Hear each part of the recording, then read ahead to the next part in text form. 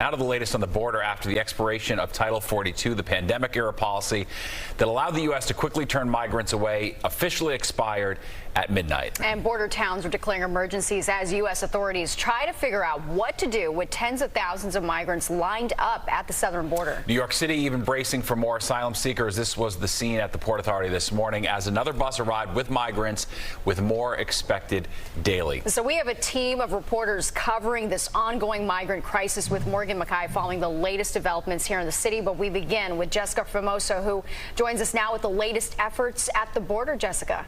Tasha and Steve, there was not a major influx of people illegally crossing into the U.S. in the last 24 hours. The U.S. Border Chief Raul Ortiz says that the surge may have already happened.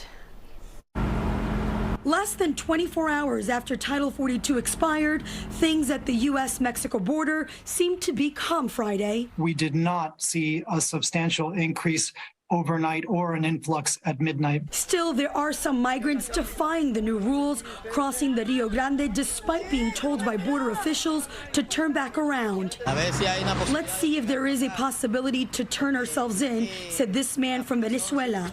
With Title 42 now over, asylum seekers are now being processed under Title 8. The Biden administration has put forth new policies that are designed to crack down on illegal crossings.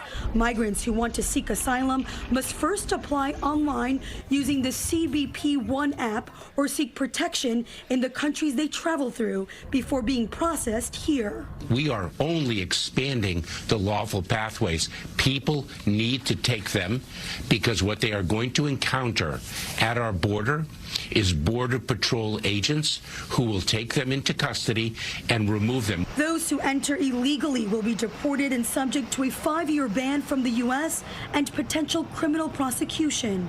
Border Patrol Chief Raul Ortiz tweeting Friday that the agency had apprehended over 67,000 people in the last week. Meanwhile, late last night, a federal judge temporarily blocked the Biden administration's plan to allow migrant holding centers to release people when those shelters reached 125% capacity, instructing migrants to turn themselves in to an immigration office in 60 days to be screened for asylum. But the judge saying the process involves little to no vetting and no monitoring. This includes the harmful ruling from a Florida court last evening, which will result in unsafe overcrowding at CBP facilities and undercut our ability to efficiently process and remove migrants. And sadly, U.S. officials confirming tonight that a migrant child died while in custody. A medical examiner is now conducting an investigation into that child's death. Of course, we will continue to monitor the situation at the border. Steve, Natasha.